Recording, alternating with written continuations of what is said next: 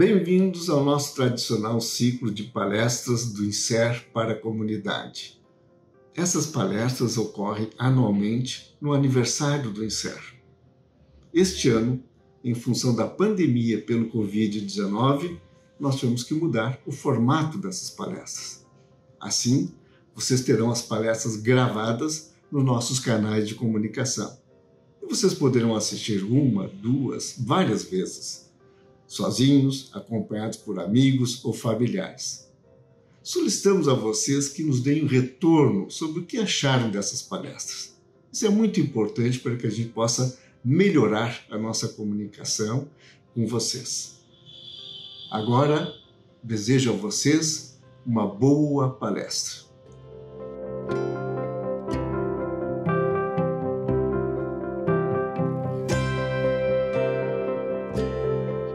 Então, hoje eu venho falar aqui de um assunto que tem surgido muito, que é a respeito que está acontecendo na quarentena, né, esse isolamento social por parte tanto das crianças quanto dos adultos, o que pode vir a acontecer com o desenvolvimento, se é que acontece algo no desenvolvimento das crianças.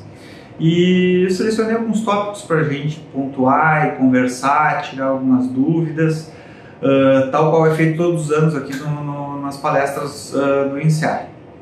Então, o que acontece? Esse é um momento único que nós estamos vivendo, sem dúvida alguma. A única coisa que a gente pode comparar algo semelhante foi na gripe espanhola, que ocorreu em 1918.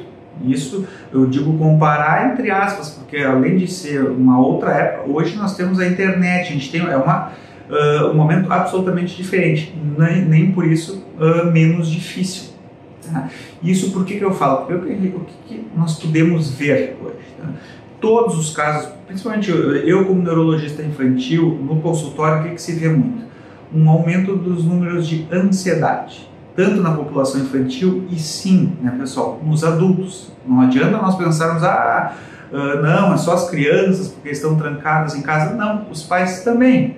Por quê? Porque esses mesmos pais também estão no home office. Home office com crianças, quem é pai sabe muito bem que não é a mesma coisa. Né? As crianças exigem, as crianças querem tempo, querem atenção.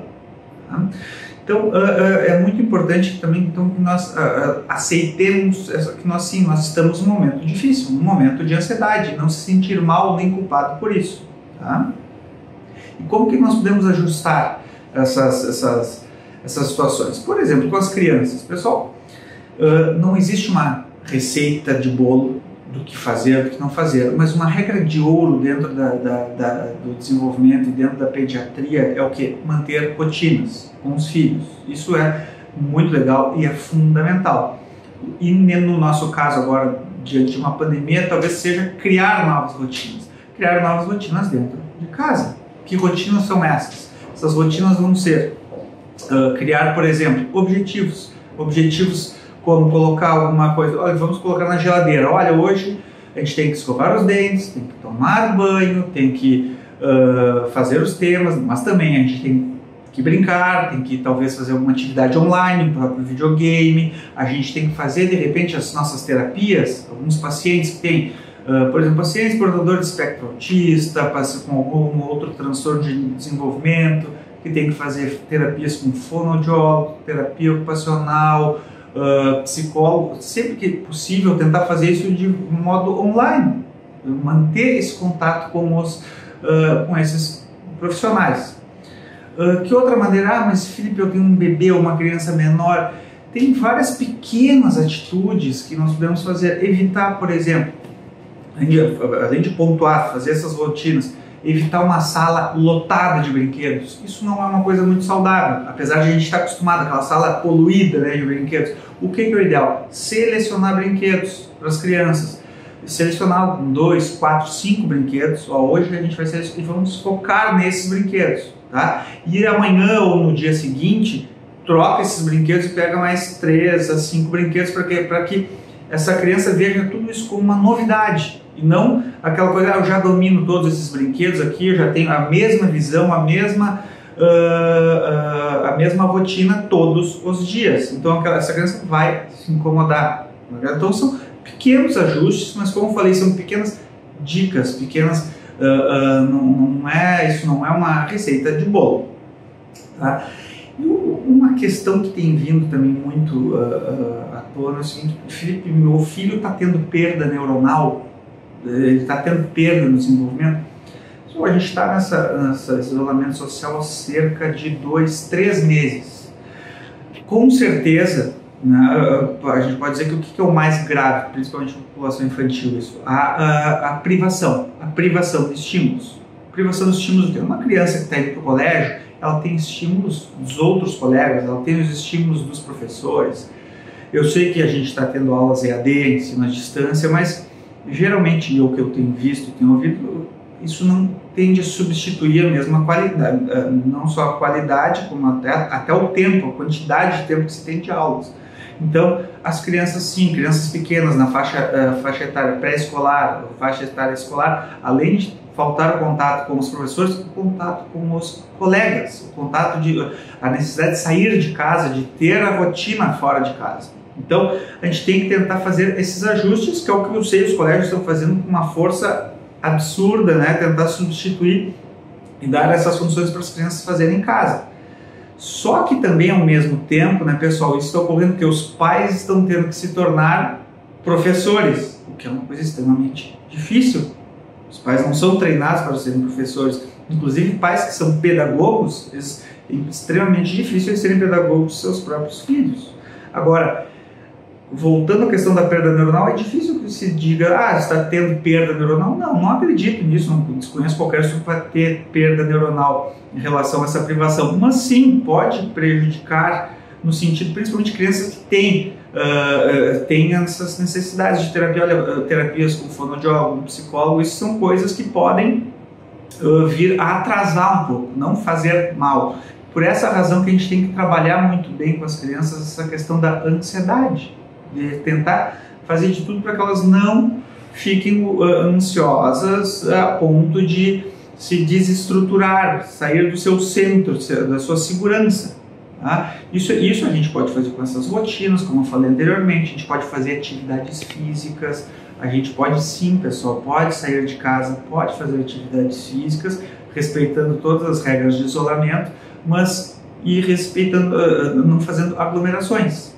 Isso é muito importante. Já se sabe que atividades físicas, brincadeiras, aumentam a nossa atividade cerebral, aumentam as nossas conexões cerebrais, consequentemente, as nossas sinapses, as nossas conexões neuronais e, consequentemente, o nosso aprendizado. Tá? Além disso, então, a Felipe tem perdas neuronais e uma queixa interessante, além de diversas dúvidas que se tem nesse período que estamos vivendo, tem queixas muito importantes, tanto em crianças quanto em adultos, que é assim: olha, Felipe, eu vejo que meu filho, assim como eu, pai, mãe, nós estamos com alterações no sono, na nossa qualidade de sono, nós estamos comendo mais e o meu filho está mais agitado, muitas vezes agressivo. Sim, e aí a gente volta num assunto que é uma bola de neve, ou seja, ela só vai crescendo. Por quê? Pessoal, se a gente está ansioso, tá, a gente tende o que acontece? A ficar mais preocupados, logicamente, consequentemente a nossa qualidade do sono fica pior.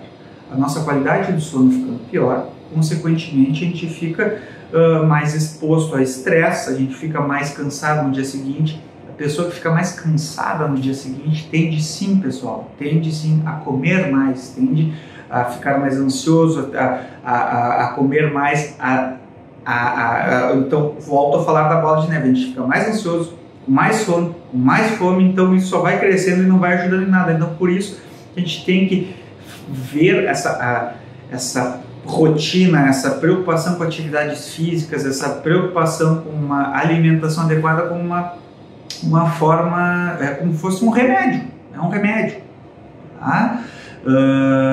Porque principalmente durante o sono, o pessoal sempre fala em vídeos ou quando a gente em conversa com os pacientes, o sono é muito importante por diversas razões, mas ele é importante nas crianças é durante o sono que a gente fixa as nossas memórias, fixa o aprendizado. Então é fundamental que essas crianças tenham uma qualidade de sono adequada. É durante o sono que nós produzimos a melatonina. A melatonina é o nosso hormônio, o hormônio do sono. Tá? E durante o sono nós produzimos o hormônio do GH, o hormônio do crescimento. Então, quando as nossas avós, os nossos pais falam, dorme que é bom para crescer, é a pura verdade. E também nós produzimos o hormônio chamado leptina, que é o hormônio da saciedade. E é por isso que crianças e adultos que não dormem bem tendem a comer mais, porque estão mais ansiosos com menor produção de leptina. Então, como eu falei, isso é sim uma bola de neve. Se descontrolar, realmente só vai piorando, então a gente tem que ter conhecimento sobre isso. Agora, pessoal, já falamos então um pouquinho de ansiedade, de sono, de agitação, de alimentação, se tem ou não perdas ou danos neuronais, mas nós falamos principalmente de crianças. É fundamental sempre que para as crianças estarem bem cuidadas, os pais devem estar se sentindo bem. Então, finalizando aqui a nossa palestra, o que eu peço? Que os pais procurem ajuda quando necessário, os pais não sintam vergonha, os pais saibam que eles não têm que ser perfeitos, os pais não têm que ser, os pais já são fortes, os pais já estão de parabéns, os pais já estão sendo expostos a algo que nunca vivenciaram, ainda mais com uma presença intensa dos filhos dentro de casa. Logicamente isso é muito bom, mas isso é extremamente cansativo, ainda mais para quem tem que fazer home office. Então, no momento, se vocês, pai, mãe, avó, cuidadores em geral, estiverem sentindo exaustos, cansados, tristes, ansiosos ou com sintomas depressivos, não se sintam envergonhados, não se sintam, pelo contrário, não escondam, não reforcem e não coloquem isso para dentro. Isso só vai fazer vocês sentirem com uma panela de pressão. Uma hora vai estourar. Isso não vai ter ganho para ninguém, muito menos para vocês e para as crianças que estão ao redor. Então, não se sintam como pessoas fracas por procurarem ajuda. Procurem, liguem para um psicólogo, liguem para um amigo, liguem para alguma pessoa de confiança para que possa compartilhar mesmo essa ansiedade. Eu tenho certeza que vocês vão conversar com outras pessoas e vão ver como nós vamos praticamente estar se olhando no espelho. Tá todo mundo passando por essa fase super difícil, super única. Espero que nós possamos sair o quanto antes disso tudo e que as crianças consigam voltar com maior rapidez essa qualidade de vida, a interagir com outras crianças, e isso também para todos nós, adultos, crianças, sem medo algum de qualquer tipo de infecção ou de transmissão para outras pessoas.